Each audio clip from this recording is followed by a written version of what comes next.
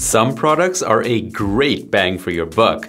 The Baseus Eli Sport 1 is definitely one of them, and we're excited. Namaste with DHRME. Does it really mean excitement? Priced at $60, let's talk about how these buds are designed and built. First of all, that smiley case face, or the smiley face in the case. Here's some B-roll to explain how it looks like. The buds basically light up when they're in the case, forming the eyes, and the case light acts as the mouth. So it's kind of funky. And as you can tell, the lid of the case is translucent, and the buds actually only light up when they're placed in the case and not when they're around your ears. The charging case is hollow and very plastic feeling.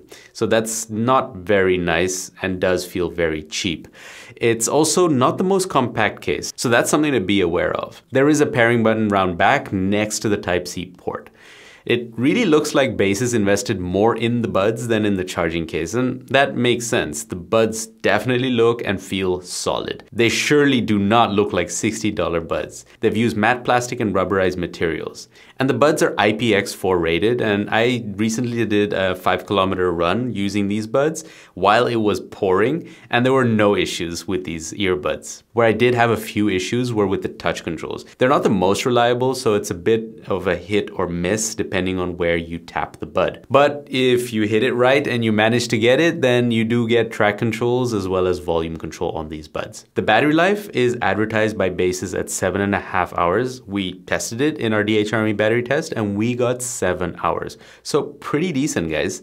There is unfortunately no wireless charging, so you are stuck to old USB Type-C. And the way these buds are designed strike a good balance with the earpiece up front and the battery in the back. This really helps with the comfort and having a secure fit. And the ear hooks are flexible but also thin, so there's no problem for glasses wearers. Baseus also includes a lanyard in case you like to keep the buds hanging around your neck when you're not using them. But what about using these buds to make phone calls? All right, so the Baseus Eli Sport 1 in noisy conditions. Let's go. Pop, pop, popsicle, ice, ice, icicle, test, test, testing. 1, 2, 3. Pop, pop, popsicle, ice, ice, icicle, test, test, testing. 1, 2, 3. All right, so the Baseus Eli Sport 1 in breezy conditions. Let's go. Pop, pop, popsicle, ice, ice, icicle. Test, test, testing. 1, 2, 3.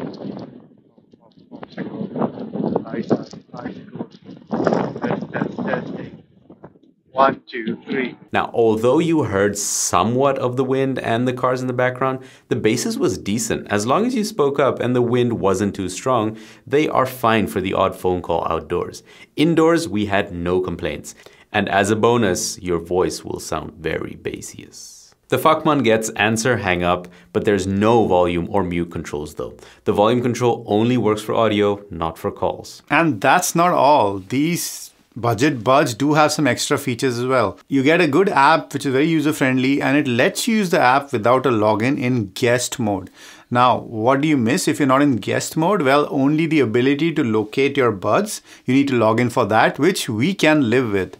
You get a double tap, press and hold, and a triple tap in terms of controls that you can customize. But you can choose only from among the available options. So you can't use a control that's meant for double tap in a triple tap and vice versa. But we're happy that there's at least some customization here. You also get a low frequency boost increase, which is an interesting feature. And we'll talk about this later in sound. But you don't get a wear sensor, which is forgivable at this price. Also, you can't turn off the buds or turn them on without the charging case. Now, the sound is a surprisingly open and clear sound. It's a bit lacking in bass. There is that low frequency enhancement that we said, and that does add some body to the bass, but also some bass bleed. I found it to be a bit overwhelming in quieter conditions. The EQ presets, is important to note, cannot be used in conjunction with that low frequency enhancement. But overall, I'm surprised at how good the mids and treble frequencies were compared to even something like the Nothing Open Ear, which are 3 times the price of this product. Now, before we give you our conclusion, we just want to say we bought this product with our own money. So thanks a lot to you guys, our YouTube members and our patrons, for supporting this channel. And that helps us stay independent and open and honest while not worrying too much about, relationships with the manufacturers. So thanks a lot to you guys, especially a big thanks to our Fakman tier members, Gamma Panda and Paula. If you want to see how you want to become a patron or member, check out the description below. On to the conclusion. So what's our conclusion? We love the Eli Sport 1. You could probably tell from the introduction. For $60, it's so very easy to recommend. You get volume control, an app, fairly good calls, great battery life, good sound, and a comfortable and secure fit. The case isn't the most inspiring in terms of build quality, and the touch controls aren't the most reliable, but if those don't matter so much, these are a good option. We also love this video sponsor, Shokz, for their super lightweight and comfortable open earbuds. Their charging case is way more compact and well built with more reliable touch controls. Check out our video on the Open Fit and Open Fit Air. It'll be linked in the description together with links to where you can buy them. You've been feeling conscious about the bass in your voice, and we've been DHRME. Dewey.